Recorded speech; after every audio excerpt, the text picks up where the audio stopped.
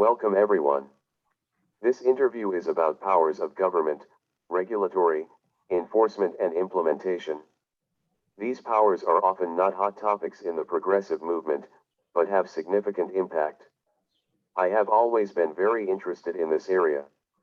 Earlier in my career, I worked at Make the Road New York, where we were focused on making sure that labor laws we worked hard to pass were actually enforced.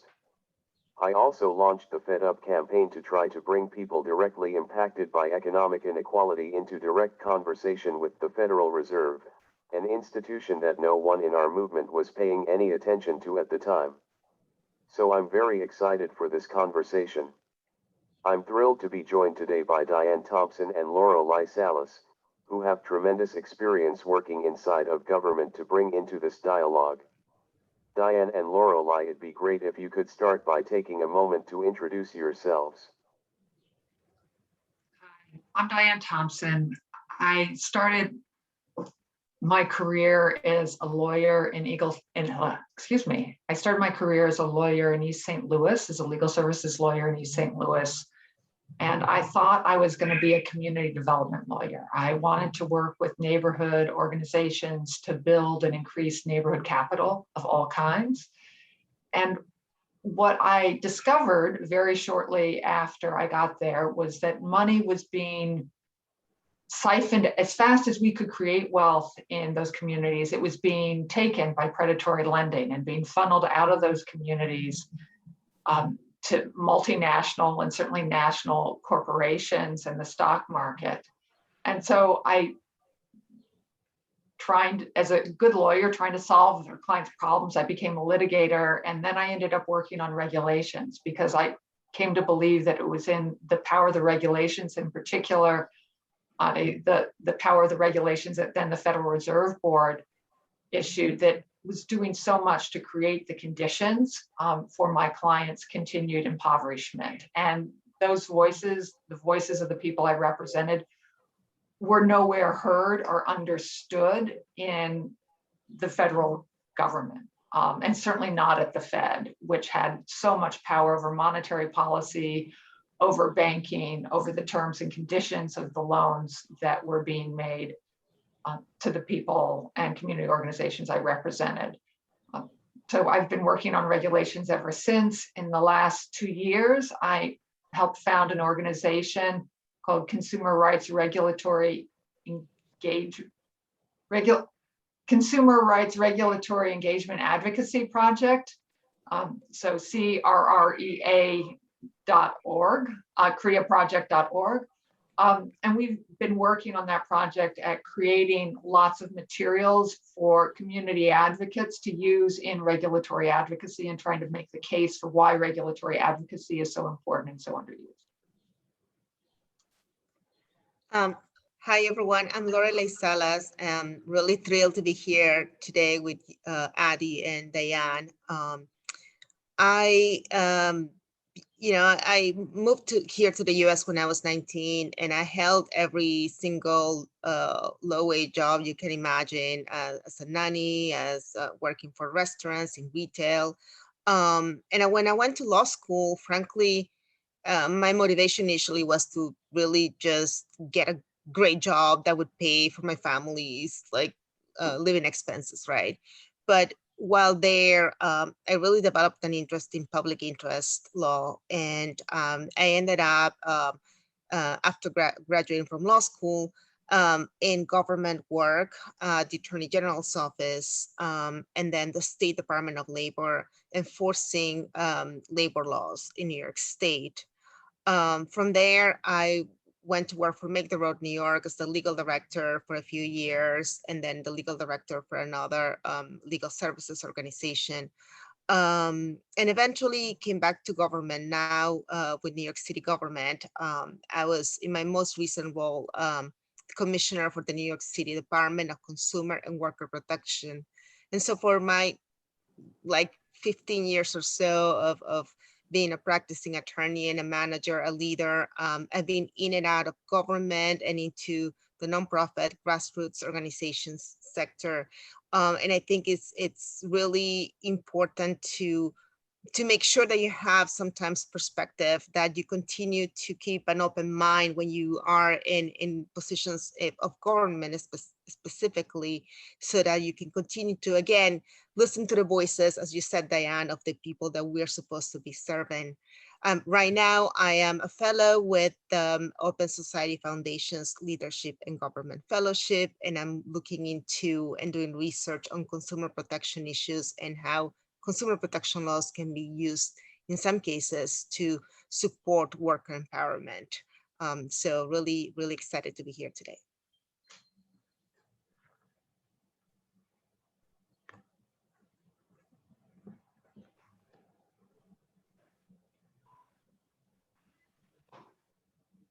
Can you tell us a little bit about what you have focused on, Lorelei, at the City of New York? So in New York City, as the head of an agency that has oversight of consumer protection laws and worker protection laws, you probably know, Abby, from your work with Local Progress, that cities have been leading in the last few years in pushing for more progressive legislation that supports workers with respect to their schedules, with respect to paid sick leave, and other important laws that have not yet to make it to the federal level. So my role has been both in helping work with elected officials to design the laws that we will then be enforcing at my agency, and then taking those laws through implementation and enforcement. It's being a super interesting and challenging role to set up new offices with new jurisdiction and oversight, but to really understand how to continue to build power alongside grassroots organizations that have been very, very active in both designing these laws, pushing for these laws, and then to see us both bring them to implementation and to actually do some joint work similar to the co-enforcement models that we know are like used in California and other places.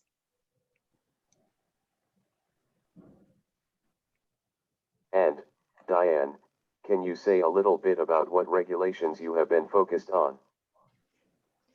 Sure. So I started out learning all about the Truth in Lending Act, which, as some people will know, can be seen as a very boring statute. It requires that people get disclosure of the terms of credit.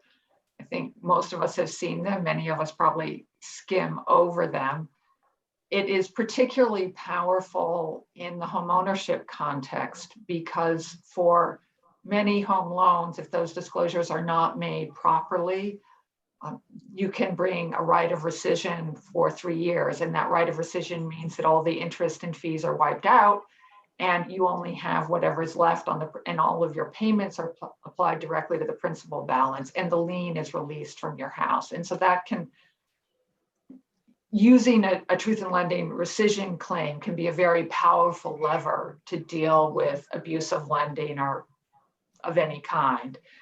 And so that was where I started, although I also started actually when I was a law student. I worked on public housing litigation and some class action litigation in New York City involving discrimination in public housing. And so I had spent a lot of time with the public housing regs, and I continue to do some public housing work as a young lawyer. And I have very clear memories of HUD putting out for comment regulations about how they were going to evaluate criminal records and who they were going to hold responsible for criminal behavior. And I was a lawyer at the time that they were implementing all kinds of one strike policies. And I didn't really understand what having a regulation out for notice and comment meant, why it mattered. But I remember going out and thinking, that's interesting, wonder what that means. And what it meant was in the course of 6 months, I went from being able to keep women who were being battered by their boyfriends in their homes to having those women evicted because their criminal activity had occurred on the premises. And that was a huge wake-up call to me to understand there is this power of regulations that it is, as legal services attorneys, I came to believe that we fail our clients when we don't engage with the regulatory process. Most of my career since then has been focused on regulations in the financial services space and the consumer financial services space. So the Truth in Lending Act, the Real Estate Settlement Procedures Act are the two main ones, but that Equal Credit Opportunity Act, that ecosystem of consumer financial protection laws is where I'm probably most at home.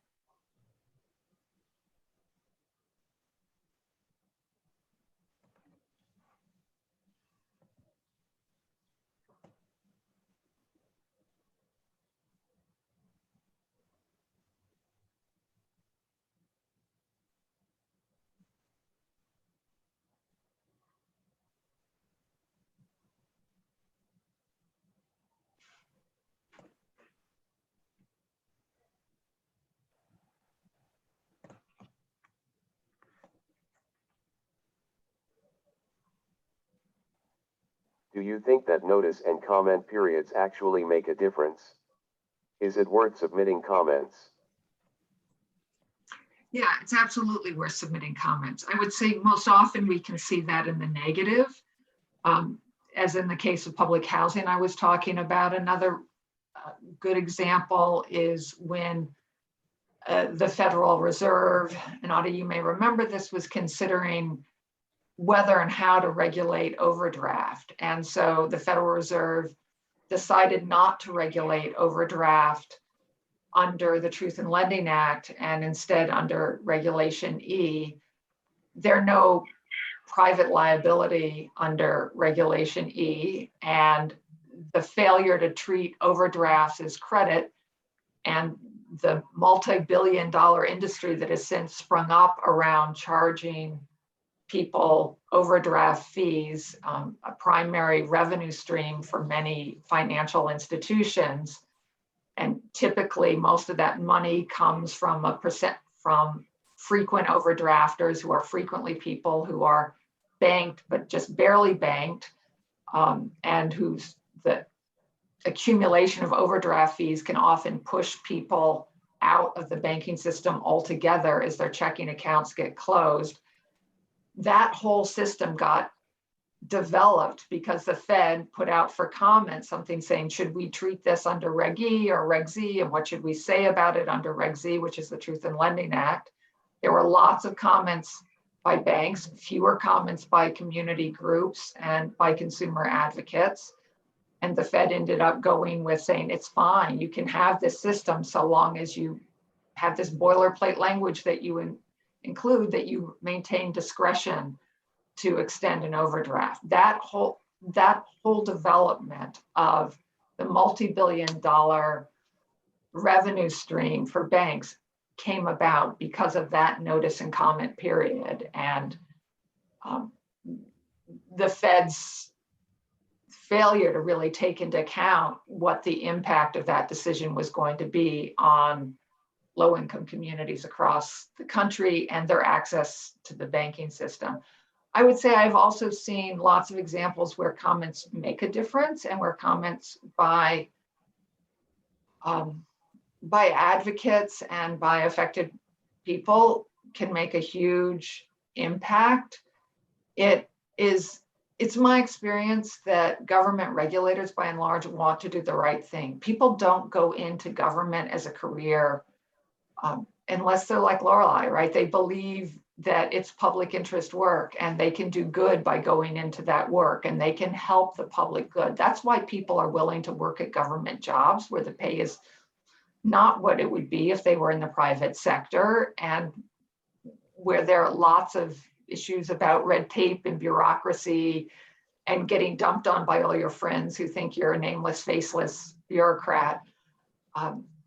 You only do that if you think that there's something that you can do that's worth doing by being a government lawyer and working the regulatory space. And those lawyers are looking for information that they can use to come to the best outcome. And if they don't have it, there's nothing they can do. They need to get those comments in, and they will be looking for it. And one of the points I think is really important for people to remember is it's not just in the notice and comment process, Adi, but I would really encourage people to think about engaging even earlier. And I think some of your work in Fed Up was very much targeted at this. You want to set the stage for what the proposal in the rules is going to be, even before it goes out the door. You want to be having those conversations so that the proposal as it's framed and the questions that get asked in that proposal are ones that reflect your community and the experiences of marginalized communities across the country. The only way that's going to happen is if you are talking to the regulators so that they have some awareness and understanding of how their rules and regulations impact people's lives and what the challenges people are actually facing are. People often want to do the right thing, but if they don't know, they can't do it.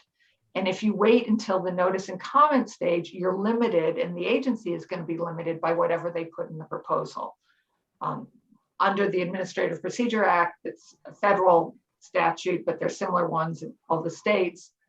You can only finalize a rule if you asked for comment on it. And it's like a due process concern, right? Before we impose a burden on you, we want to make sure that you have an opportunity to understand what it would be, what we're thinking about, and tell us if you have concerns. And so you can't, as a federal agency or state agency, in most cases, finalize a rule that's going to create new obligations on people without giving them a chance to tell you whether it works or not. So you really want to be in there even before the notice to propose rulemaking goes out the door, so you can have a chance to influence how the regulators are thinking about the problem. And you have opportunities to do that in requests for information or advance notices of proposed rulemaking.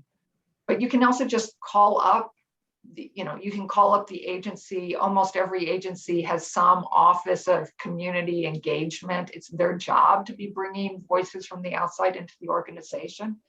And you can call them up and say, I'm really passionate about this issue. I've been talking to a lot of people. I'd like to talk to the people who are thinking about this issue because I have some ideas about what the problems are and how they should be presented. And in most cases, you can get that meeting.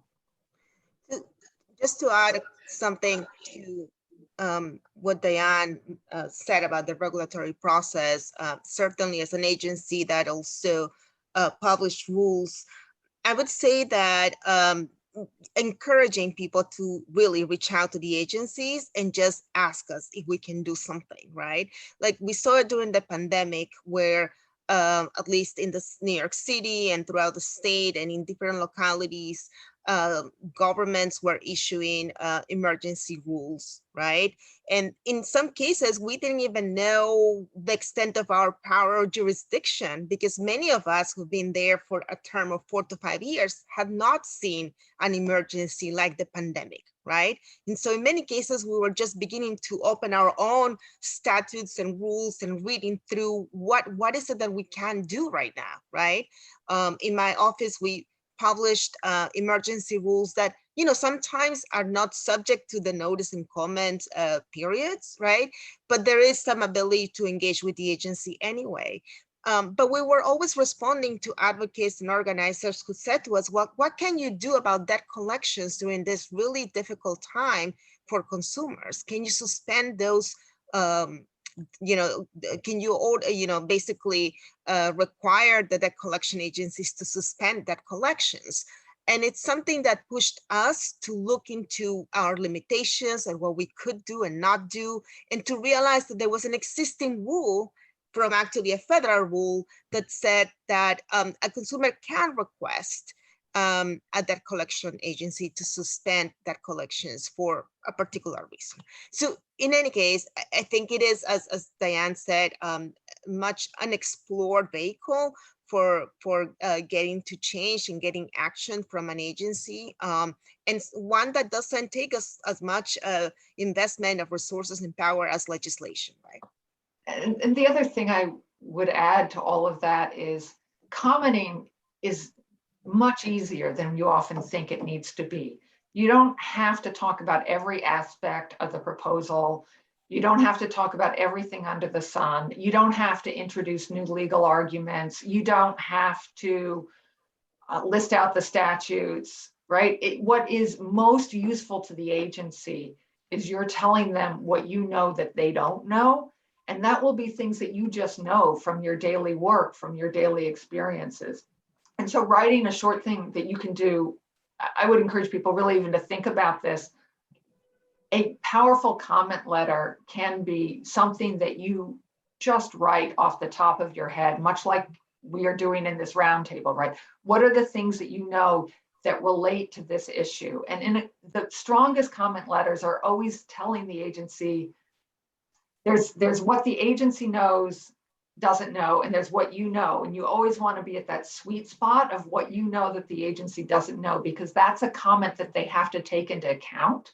They have to consider that comment. If they're not going to act on that comment or follow up, they have to explain in writing why they didn't follow through on that comment. And all of us are deep experts in one thing.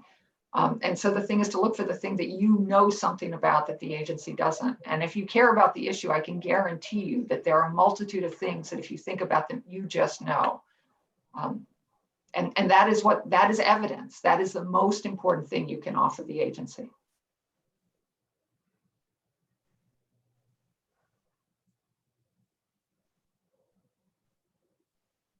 When I first founded the Fed Up campaign, I was trying to bring the attention of our movement to an institution that has significant power over our economy, but was frequently hidden from public view and accountability. This interview is about the hidden powers of government, so let's back up a little. In your experience, where are progressives leaving power on the table? In our efforts to build governing power, what should we be paying attention to that we aren't? And why do you think that's happening?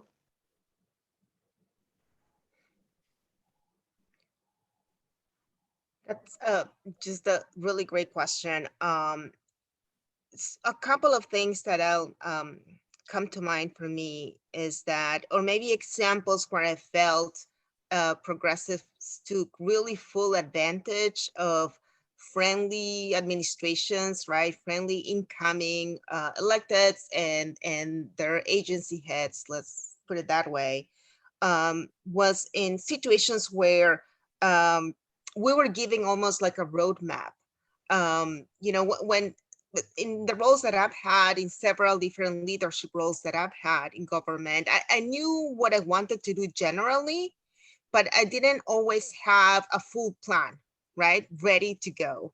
And I remember when I started the State Department of Labor, and the advocates, the organizers wanted this agency to become much more aggressive in their enforcement of their labor laws and make the road with other groups, put together an entire agenda with action items, with things that they thought we needed to do and that we could do, right, from their perspective, and that would benefit workers, especially immigrant workers, undocumented workers. Now, I can't tell you that we could do all of those things, but having a roadmap like that helps you guys who are trying to organize, who you believe have people now who want to do the right thing, and it gives us homework to do. It gives us something to be able to help out with power building in your communities, right? So having some idea of what it is that you envision this office doing, even if it's general, helps someone who's new to leadership in these offices. And one other thing I would say that goes along with that, and something that it's a pet peeve for me, is that we have such great new laws in New York City that are a result of great organizing work, but we do not have a budget to match that, right? We do not have the resources, or I still talk as if I was the head of the agency. I'm no longer the head of the agency, but the Office of Labor Policy and Standards in the Department of Consumer and Worker Protection has less than 25 staffers at the moment.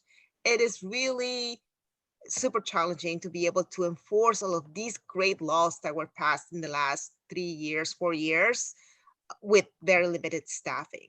And so while it's really important to keep pushing for these new benefits for workers, it's also important to continue to push the administration, the council, for instance, in New York City, to fund the agency appropriately. So keeping an eye on where the budget is and where the money is being spent, and I think, over the last year, because of the pandemic and all of the, the issues that we faced in the last year and a half, there's been much more scrutiny over where New York City's budget is being spent, right? Which agencies are getting funded versus which ones aren't. But that is another important piece for me. Make sure that your goals are realized, that the agency's goals are realized, is that there needs to be an investment of resources into the work. So those are two things that I think are helpful and will continue to further progress. But I would say also that it's challenging because as organizers and advocates, I'm sure you're fighting so many different fights at the same time, right? So I don't think is that, I think it's an issue of also under resources in the progressive movement, right? You have to pick your fights, your battles, and sometimes you just have to turn from one thing to the next. And I think that sometimes is what happens, right? You just need to go on to the next fight. But that's something to keep in mind. I always say, the laws mean nothing unless there's someone actually enforcing them, whether it's a public agency or it's a private right of action. Yeah, and I agree with all of that. I would add that I do think in general, regulatory advocacy with regulatory bodies, advocacy for specific regulations, advocacy for implementation of statutes is radically underused by progressives, by communities, by people working on behalf of marginalized communities. Some of that is about this question of resources. I think some of it is about intimidation, frankly. It can seem really daunting when you're working, in a poor community, you're trying to make ends meet. You don't have, enough time, enough hours in the day to do everything. Where, is this agency in Washington or in Albany or your state capital, are they even going to be responsive to you? Do they even care?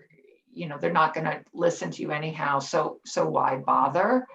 And I think it's also easy to get, I think people sometimes believe, well, they're only going to listen to industry anyhow, so why bother? Of course, if only industry talks to them, then yes, they will only listen to industry. They can't make up comments that they don't receive. I think the other thing that can happen with that is the sense, I worked at National Consumer Law Center for a while, and we were famous for submitting 100+ page comment letters. And if you're looking at that as the model of what a comment letter is supposed to be, it's terrifying. There's no way you're going to be able to do that.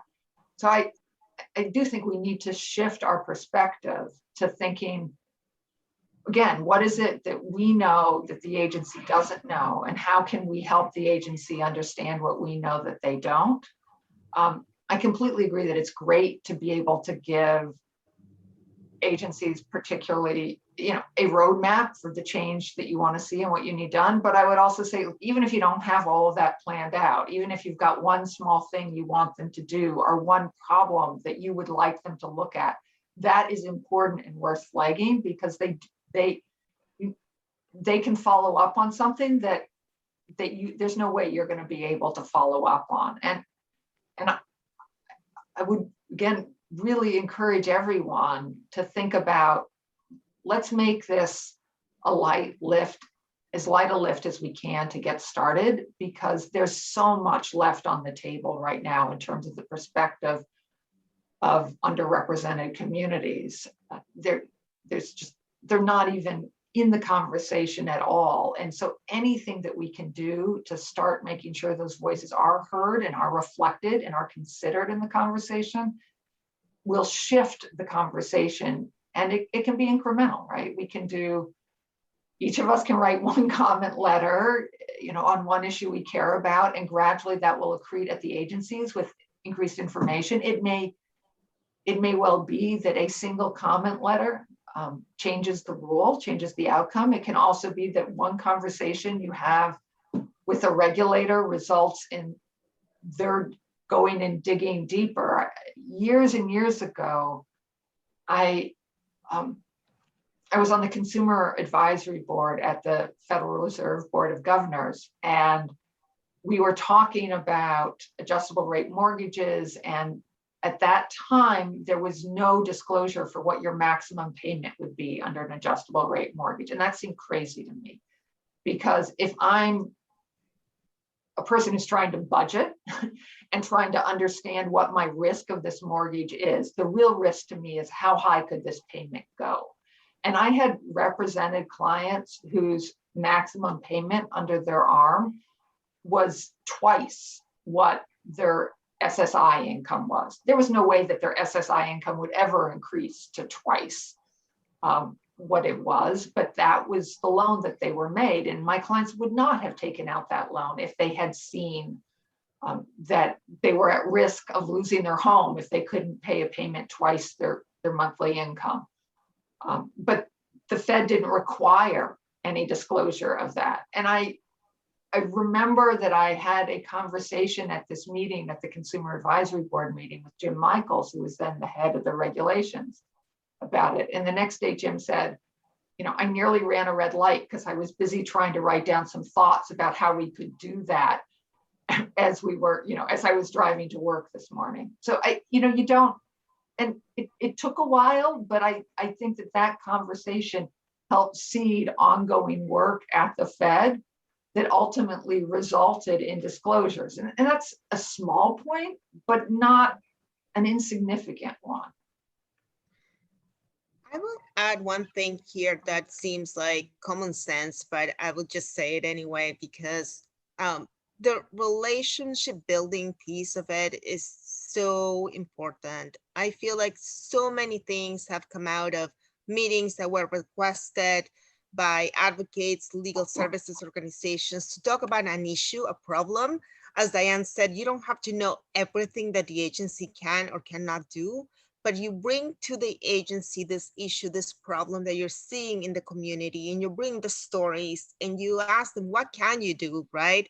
So many, like whether it's rulemaking or policy changes that we've implemented because of those meetings, really, I just don't want to, I just want to say, like, it is important to just bring to light the issues that you think your communities are facing, because we just have so many things that we're doing, so many things on our plates, that it's not that we don't care to look everywhere. It's just that sometimes if you bring to us an issue, will be, you have done a little bit of the work already. So it's helpful to the agency staff.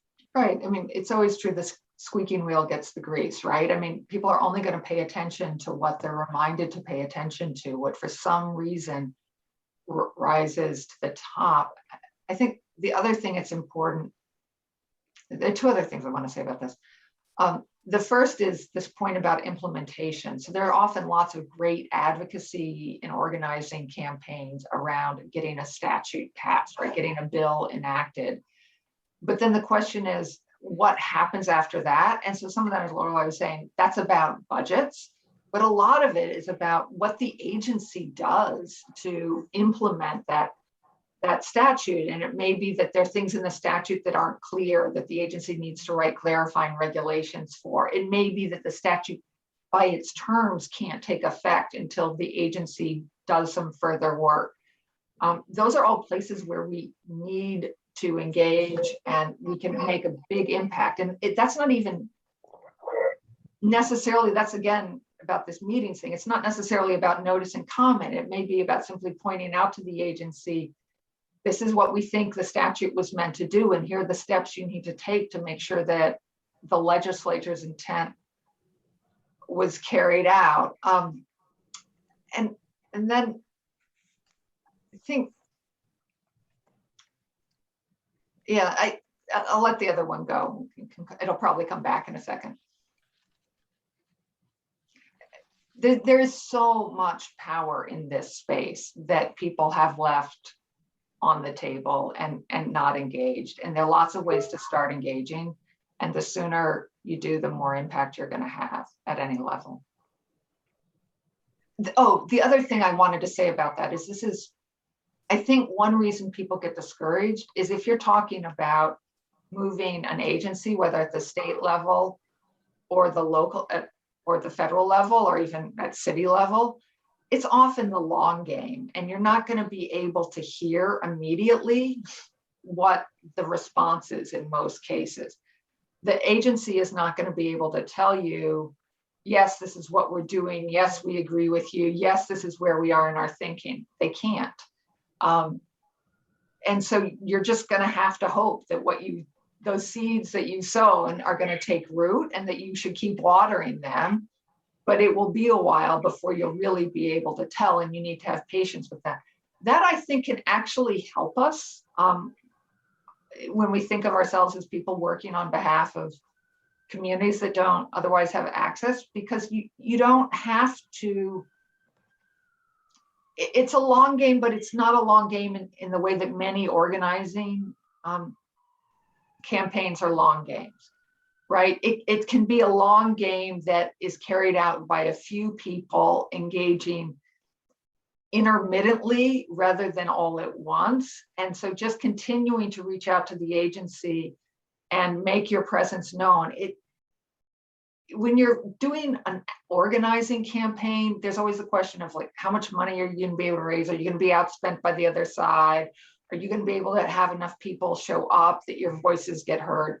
When you're talking about regulatory advocacy, it really matters what those individual comments say. It's not the number, it's not the dollar amount, it's not the advertising. It's just making sure that those perspectives get into the notice and comment or the regulators thinking and pipe stream, and they get on the docket in one way or another. And you can do that as an individual, you can do that as a small organization, again, just based on the things you know. So I think it feels intimidating, so people don't engage, but I think actually this is a place where it's much easier than many people realize to make a big difference over the long term. This is really helpful and interesting. And Diane just started talking about this, but let's continue. A key tension in policy making is the dynamic between passing legislation and then transitioning into enforcement or rulemaking. Failures in enforcement are frequently justifications for creating new laws. And rapid change in policy makes enforcement challenging. Lorelei highlighted the need for sufficient budget for enforcement. Beyond budget, what does it look like when the relationship between legislation and enforcement is in imbalance? What does it look like when it's out of balance? That's really, and thank you. I love this question just because I've just spent so many years of my life in enforcement and trying to think about how do you translate something that looks great, like great in the books, and how do you make it real for people, for as many people as you can, right? And I always talk about I have a favorite law in New York City. I'm not going to say which one it is, just know that it's one of my favorites. And it is one of my favorites because it was the result of really a good, I would say, collaboration, right? Between the advocates, the council members who were sponsoring the legislation, and the agency. And it made for a lot of, in some cases, heated discussions about, well, why can't we have this in there? And why can't we have that in there? But the result of the legislation is that it has great incentives for compliance, right? So their incentives are built into the law itself. It takes few resources from the agency, right? And it really addresses the needs of the particular workforce it was designed to address. And that to me is an example of something that is needed at all levels of legislation, whether it's the city, the state, or the federal government. Because the more complicated, this one something that Diane said before, the agencies know what, they know how they run, they know how they operate, right? We also know a lot of the roadblocks that we would have in implementation, right? One example I can give you is that even though a lot of complaints, a lot of cases would start at my former agency, the cases themselves were not heard in my agency, but they would be heard in a sister agency that maybe didn't have the same orientation or desire to resolve the cases in a way that was most favorable for whatever population the law was assigned to serve. And then on top of that, there was something else needed from the state. So it was like the arch of the case was so complicated, right? That it just poses challenges for making a law real, simple, digestible, and enforceable. So I'd say that the more you can get advocates, agency enforcement engaged from the beginning, from the moment the law is getting designed, the better results you will have. Similarly, the more complicated I've seen legislation be, the more complicated with too many pieces that sounds really good, but it makes it so difficult to enforce. I think it takes up a lot of resources. I think enforcement staff feel frustrated if the cases are too complicated. And it's also difficult for workers to understand what their rights are when the law is tries to achieve too much, right? So I certainly think that when I've seen the best implementation of laws, it's been because, again, it was a product of a lot of collaboration from the very beginning. So before the law even passed. And one of the things that I think has been super helpful, where I've seen success in whether it's organizing campaigns alongside enforcement action, has been when agency staff has been able to continue to have discussions with the advocates, people who push for the legislation, to talk about sort of things that come up, right? Because in some cases there will be need to have a legislative fix or rulemaking. And I think if everyone around the table sort of understands where that's coming from, you can get to a better result in the legislation. So again, I think the implementation is super important, and having good training for your staff and being able to recruit people from different backgrounds with different experiences, people who represent a lot of the communities that you are trying to serve, is also important for agencies to be able to really have the commitment to see these laws being realized. I think there's often, at the federal level, it's extremely difficult to get legislation passed. And this is another reason why it makes sense for us to think about what are the ways that we can, for organizers to think about what are the ways to influence the enforcement and the implementation of existing laws, because there is so much gridlock at the federal level. And the extent to which there's gridlock varies at the state level, but again, it's usually multi-year campaigns that are very expensive, that require significant organizing capital. And organizing battles they're waged on a field that is not just about what the impacts are, what makes sense, what the right answer is. They tend to be waged on who can carry the most political influence. And when you're thinking about implementation and regulation, the political influence is much diminished. It is, by its terms, supposed to be much more an objective understanding of the facts as presented to the agency, and carrying out of the legislature's intent. And so you're not always fighting such a nakedly political battle when you're thinking about implementation and enforcement. So it's a hard question. It's a really important question, but it's hard to know what it looks like when it's out of balance, because from my perspective, it's very hard to get legislative fixes, certainly at the federal level, right? Very hard. And there's a real risk that even if something does go up to get fixed, it's going to get changed in committee or modified at the last moment. And you won't have any control over that or even any visibility into what the changes were or why. And I think I actually think I might flip the question, Adi, and say, it's not that, we try to we say, oh, enforcement isn't working, so we should create a new law. I would say, why isn't enforcement working? And instead of creating new laws, we should think about, why are we working to create a new law? Like, how can we make enforcement work without creating the new law? What is it about the current enforcement strategy that is not faithfully implementing the existing law?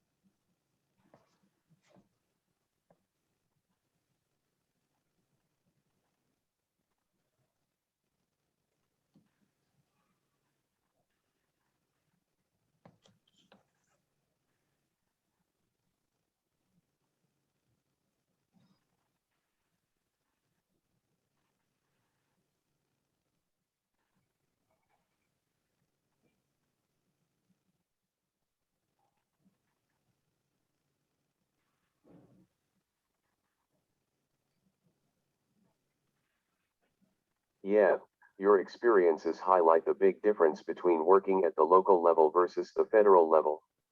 Next question is, how would you like to see organizers engaging with regulatory change and enforcement? I would love if you could give us an example of when has engagement with organizers been helpful and when has it been harmful?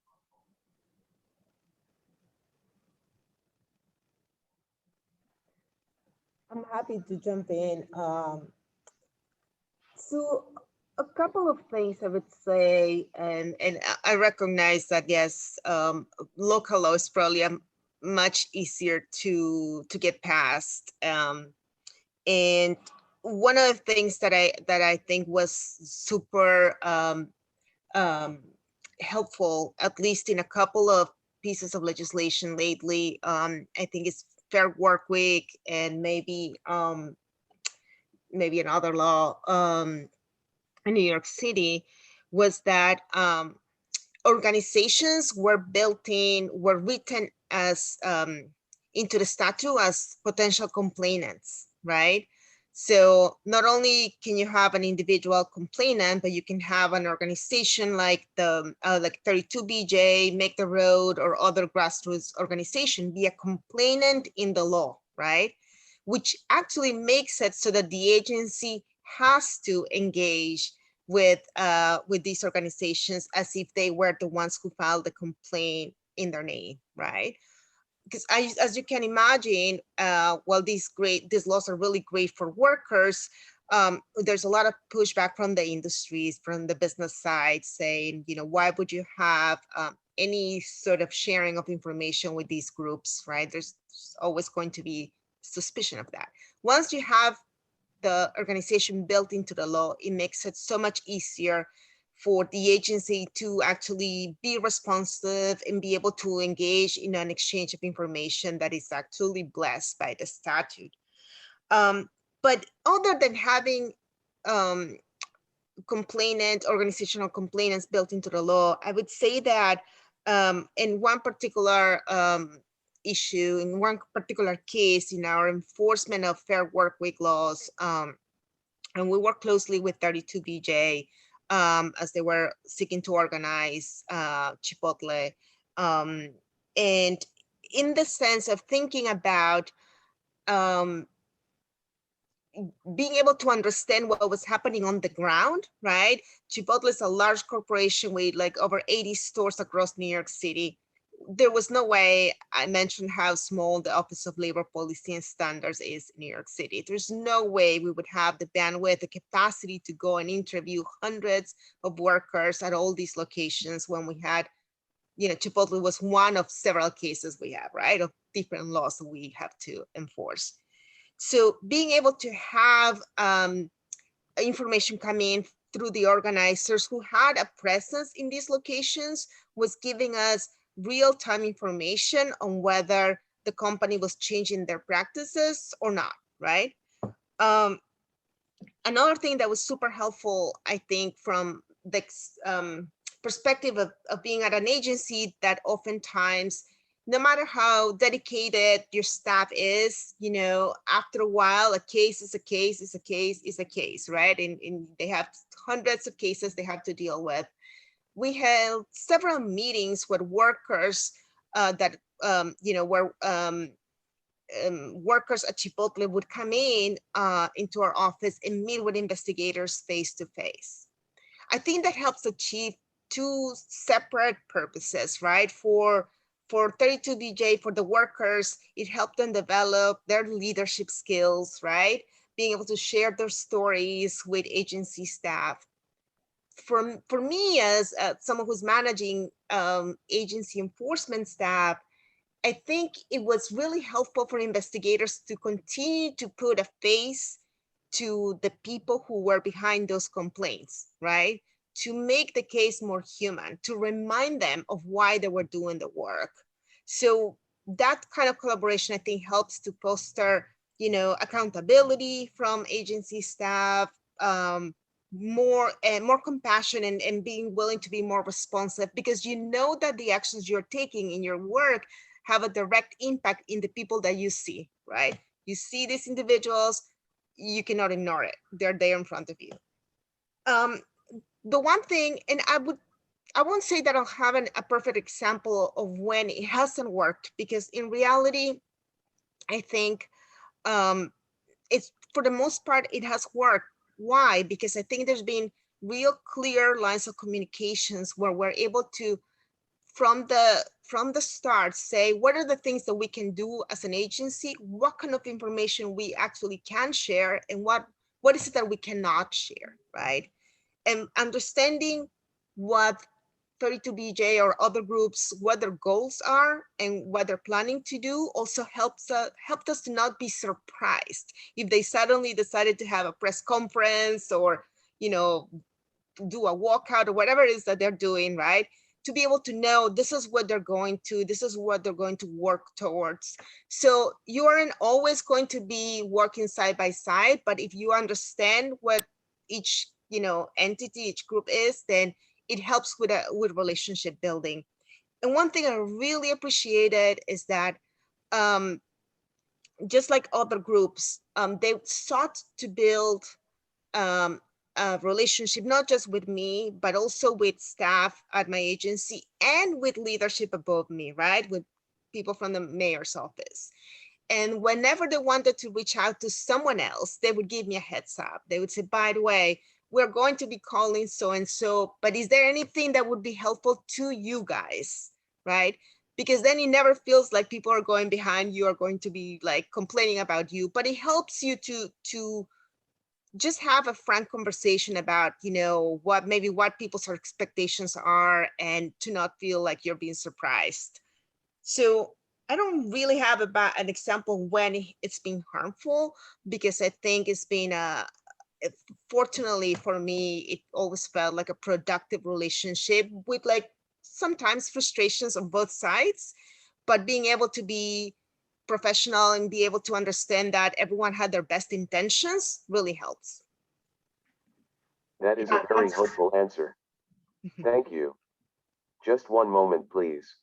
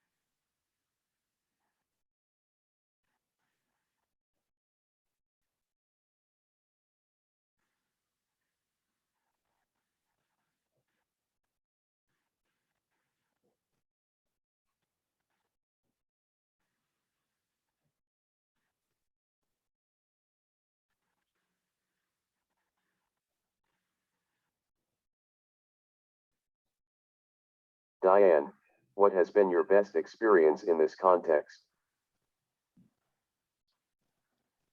Well,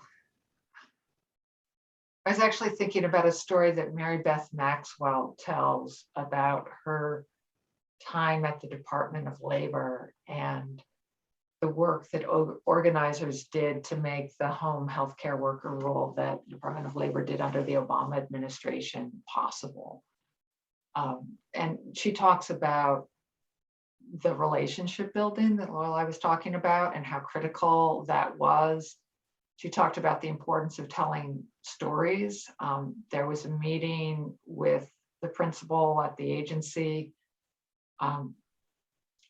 with home healthcare workers, and she was profoundly moved, and she started talking about her own mother who had been a home healthcare worker and what that experience was like, and she incorporated that into all of her speeches going forward. And the way Mary Beth Maxwell tells the story, it's what's great about this is it was a holistic campaign.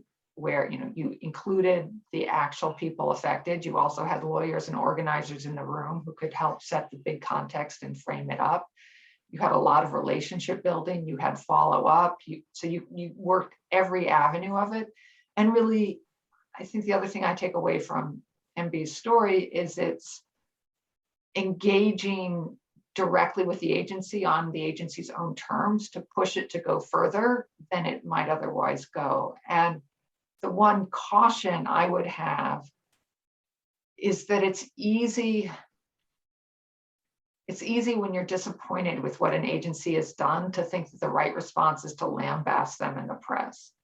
And that almost never helps with an agency, and it may even hurt your long-term cause. In part, that's because agencies aren't subject to political influence in the same way. So while they don't like the negative attention in the press, it doesn't change what they're going to do necessarily. That the connection between being lambasted in the press and changing what they do is pretty tenuous for a regulatory agency or an enforcement agency. And the other reason you want to think carefully about that is you may be back asking the agency to do something else. And if you have publicly called into question their authority or their competence at rulemaking or their legal right to take a certain enforcement strategy, you may have undermined their ability to do the thing you want. So this isn't about, well, they won't like me. I mean, agencies have thick skins. It's their job to listen to what you say. You can say whatever you want, and should. But you want to think about how you call an agency to account in a way that is looking to the future, is proactive, is not actively undermining the ability of that agency to do the things that you want it to do in the future.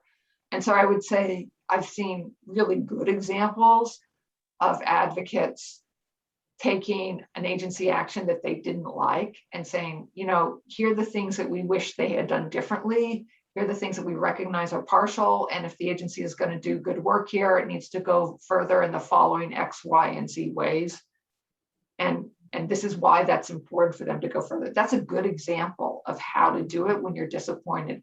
A bad example is to say, this is extra illegal activity by an agency and part of a long pattern of them of disregarding the notice and comment process.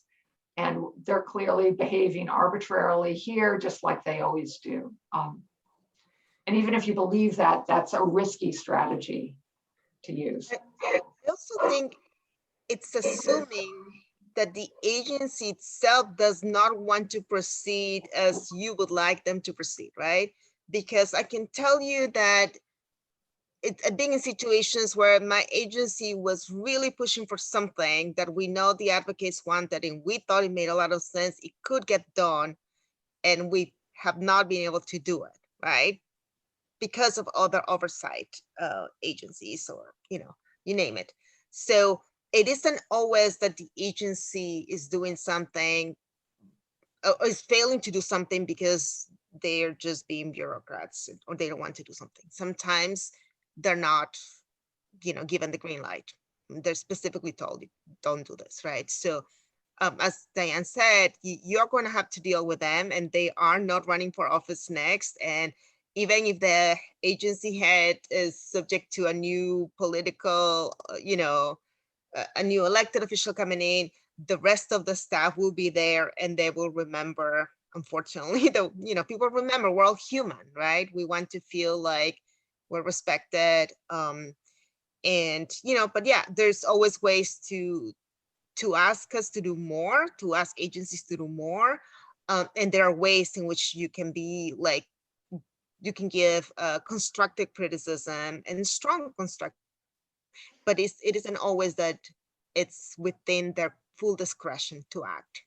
Yeah, and that's right. It's And funny that your example was home care. It's funny that your example was home care. Because we'll see now in the coming months if we can finally pass a federal law on home health care. Okay, I have two final questions.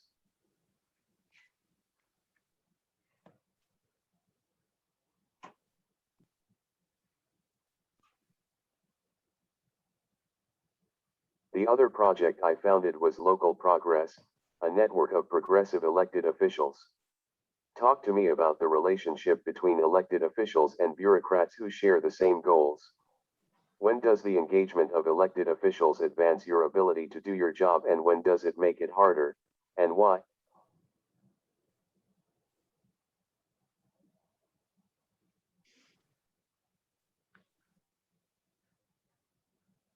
Lorelai, Diane, do you want to go? you go. You're always. Okay. So I'm familiar with Local Progress, Addie, and I know some people from New York City Council who have been very active in the network. As an agency, my former office also had their own legislative priorities. Okay, because while advocates and organizers like were working on like groundbreaking legislation, we were working on the very unsexy fixes, gaps that we needed to get done that no one is ever going to remember us for, but that are so key and so important to really having compliance and good incentives, right? So to give you an example, we needed to get the state of New York to give us a power called docketing. So to be able to go into court and turn a decision in our favor into a real judgment. For years, other former commissioners tried to get that done. We finally had a champion, an elected official in the state assembly who chose to help us push this law and this legislation. It became law during the pandemic, which is unbelievable, right? Because why is anyone caring about this little thing that this agency in New York City needs, right? But we got it done because this is an elected official who came from doing work as an organizer many years ago, who I met through my work in organizing, who really believed that this is important. It's important to be able to make sure workers get paid every dollar they're owed. You need to have this docketing authority, right? So I found it super important to have those as an agency head, as part of an agency, to build those relationships with elected officials and at the city council. So important, because even if the council had their own issues with the mayoral office, the administration, if they had a good relationship with us, they would support our legislation. And we got another city law passed during the pandemic. Again, like, we just couldn't believe it that we got these things done. And it was because of cultivating relationships with these elected officials that championed our issues, when really we weren't going to be able to get anyone else to care about them, because they were not going to make anyone famous, right? And this was a situation where we also went to the same advocates, organizers who pushed us on other things. We asked them to write letters of support on behalf of our legislation, because no one knew that we had this huge gap in our enforcement tools. It was only us who were that invested in getting it fixed. But having built a relationship with advocates, it was actually easy to get organizations to submit letters in support of our legislation, which obviously helped a lot to moving the legislation through the council process. So I think that in those cases, I would say it's been super helpful to have relationships with elected officials. And there's some great progressive elected officials in New York City, and it's been really fantastic for our organization. I think that the only thing that I would say about that is that, and something that I continue to, like, a lot of the elected officials liked us as an agency, and so they continue to try to put more things in our chapter of the administrative code, right? They kept trying to give us more work, basically.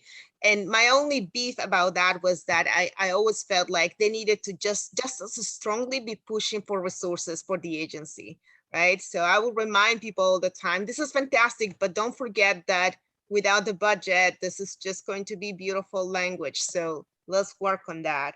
But I think it's really important, especially for although the relationships between elected officials sometimes are very flaky, one day they're friends, the next day they're enemies. And so for us as an agency, it was very important to cultivate our own relationships, to be able to not just work on legislation, but also to make sure that they understood our constraints. And having credible relationships with them also allowed us to negotiate in fairly on language of legislation when we would credibly be able to say to them, this particular language has to change, otherwise these are the challenges, right? So it's very important at the local level, I think, to do that. And I think, again, organizers that work closely with council, they know that, right? And so yeah, I found that for the most part to be a productive process. I would say that, Laurel, I hit on the thing that can make it harder, which is elected officials don't always understand the constraints that agencies operate under. And they may think that agencies can do things that they're legally prohibited from doing. They may push them in a direction that doesn't make sense. And that can make it more challenging to do good work, because then you're having to defend your actions at the same time that you're trying to do good work, as opposed to getting support for helping you get done what you can do. Laurel, I said something earlier that I wanted to just circle back to quickly, and she talked about the importance of having a frank conversation when you go and speak to a regulator. And one of the things she said is to ask. You should ask the agency what it is they need, what it is they're trying to do. And I think that too often when we're doing regulatory advocacy, this is a mistake I made all the time myself. You just come in with your own plan and you don't try to find out from the agency what obstacles they see to implementing it, or where they are trying to find a path forward and how you can be most helpful. They won't always be able to tell you, but you'll never know what they will tell you and what they can tell you if you don't ask. And also, it's helpful for the relationship building, because it indicates a certain amount of humility and reciprocity if you're willing to hear what they have to say to you, as opposed to just telling them what they've done wrong.